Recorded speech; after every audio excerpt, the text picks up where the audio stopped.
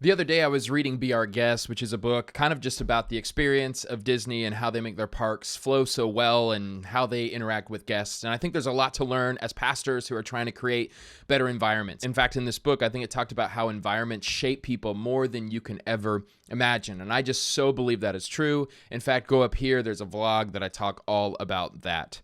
Now, in this book, it talked about storyboarding, and I didn't know this, but it was actually Walt Disney. He was the one who created a storyboard, just the whole concept in general that everybody just takes for granted today. And along those lines, I was thinking about the last few months with my coach. He's talked about the importance of visualization.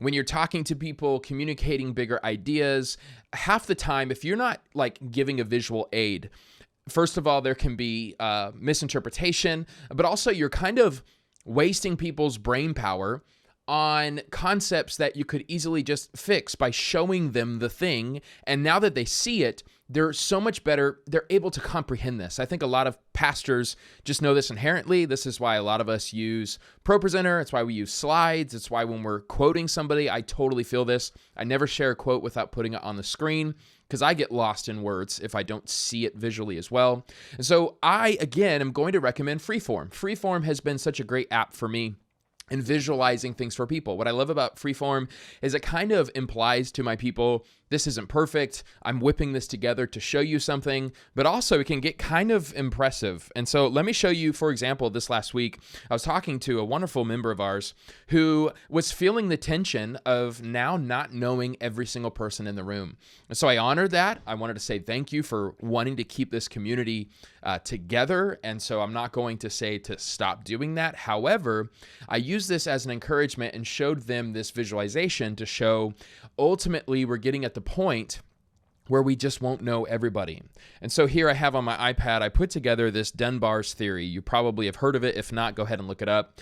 It's kind of just the study of history and how tribes have been together, and a quick rundown, because that's not what this video is about. It's about visualization. But I showed them, like, with 5, this is like your closest friends. I'm not going to use the vernacular he uses perfectly. Give me grace, look this up. So I talked about this is so important. This is where discipleship truly, truly happens in a really deep way. Confession, all of those things are within those 5. The 15 would be like our together groups at our church. You're doing life together. You meet weekly. It's a wonderful crew that knows you more than most. And then 50 is like your friends, people you know what's going on in their life. They know what's going on in yours.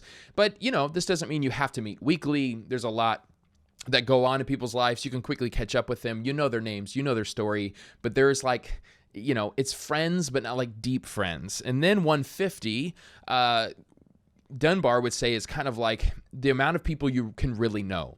This is why a lot of churches are between 70 and 150. It's like, boom, we got it. We kind of know everybody. This is how a lot of tribes congregate.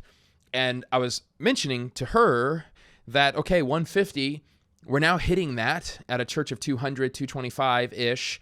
We're now going to get to the point where we don't know everybody's name. Literally, our brains cannot do that. Even gave an illustration how there's people at our church that I don't fully know, and it feels weird being in this kind of new stage of our church. Then lastly is 500 plus.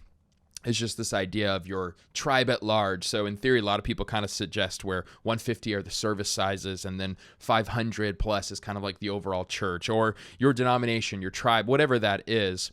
All that to say, visualization was helpful to say, I know what you're feeling. Here's how this works. Let me show you one more example of visualization that I have found that's been helpful. Again, I point that out to show it took me 2 minutes to create, and it really helped hopefully, bring the lesson home. We are a portable church, and so there's a lot of conversations about how do we make setup and tear down better?